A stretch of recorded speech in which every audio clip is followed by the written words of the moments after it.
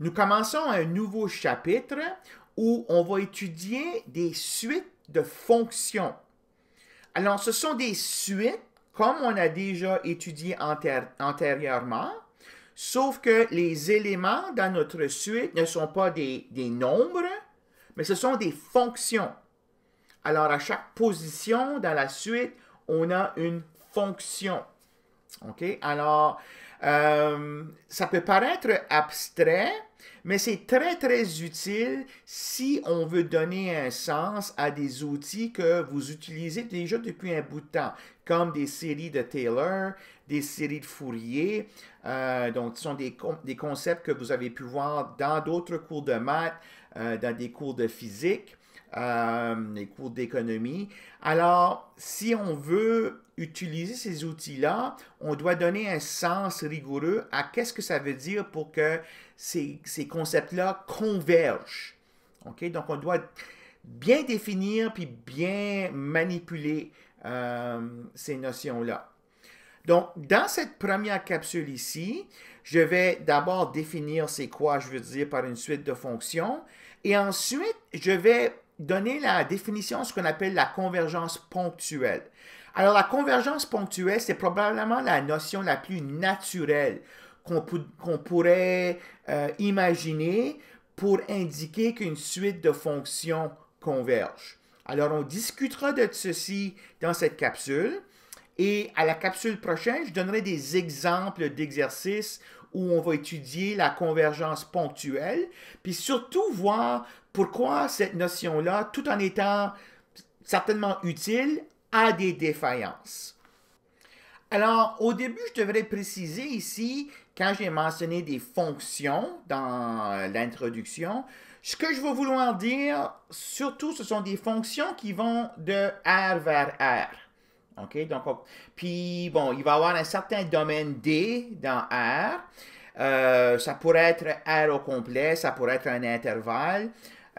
Donc, ce qu'on va faire, c'est que je vais donner un nom, F majuscule DR, pour désigner toutes les fonctions possibles, imaginables, qui vont de D vers R. OK? Donc, si vous pouvez imaginer une fonction qui a un domaine, qui a le domaine D, et puis qui a l'image R, alors ça c'est un élément ceci. Donc le D ici, c'est le même D.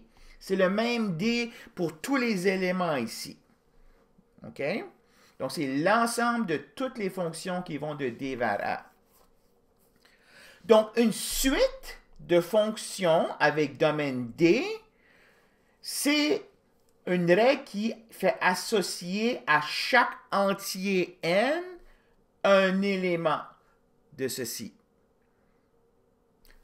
Par exemple, supposons D, c'est l'intervalle 0,2π. OK? Donc, je vais considérer toutes les fonctions qui vont de 0,2π vers R. Il y en a une infinité de telles fonctions. Donc, moi, je vais définir une suite d'éléments de cet ensemble-là. Donc, je vais définir pour chaque entier n, je vais définir Fn comme étant la fonction Fn de x égale sinus de nx. Hein, donc, vous voyez, quand on change de n, on change la fonction. OK? Donc pour chaque entier n ici, on a une fonction ici différente qui va de d vers r. Alors, je les ai tracés ici. Par exemple, l'intervalle 0,2π, c'est le domaine commun pour toutes les fonctions dans cette suite. F1, c'est sinus de x. F1 est en noir ici. Donc, sinus de x, son graphe fait ça. Donc, ça, c'est le premier élément de notre suite. Le deuxième élément de notre suite, c'est F2. Lui, je l'ai en rouge. Donc, c'est sinus 2x. Hein, donc, c'est encore un sinus, mais qui oscille 2 fois plus rapidement que F1. Donc, ça, c'est F2. C'est le deuxième élément de notre suite. F3, lui, est en mauve. C'est sinus 3x. Donc, lui, il oscille 3 fois. OK? Puis, je continue comme ça. F4, F5, F6. Donc, à chaque n, j'ai une fonction différente que je serais capable de tracer son graphe. Donc, la suite, ici, c'est ça. C'est sinus x, sinus 2x, sinus 3x, ainsi de suite. Donc, chaque élément dans la suite, je le vois comme étant une fonction qui va de 0,2pi vers R. Donc, c'est une suite d'éléments de l'ensemble f 0,2pi R. OK. Alors, pourquoi est-ce qu'on construit ces choses-là? Mais surtout, comment est-ce qu'on va donner un sens? On a vu, quand on a étudié les suites, tout de suite, là, après, on a défini que ça voulait dire converger. Okay? On veut savoir qu'est-ce qui arrive là, à mesure qu'on se déplace dans la suite. Est-ce qu'on se rapproche de quelque chose? Alors, dans ce cas ici, ça serait normal que ce qu'on se rapproche de, c'est un autre élément de F02πr. Okay? Donc, si on veut donner un sens à la convergence de ceci, la limite devrait aussi être un élément de cet ensemble ici. OK?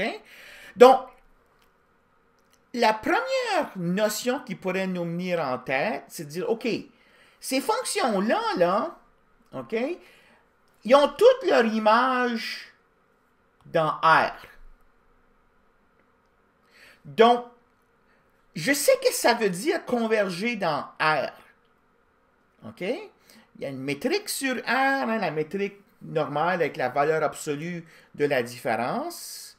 Alors, naturellement, je pourrais être porté à poser la définition suivante.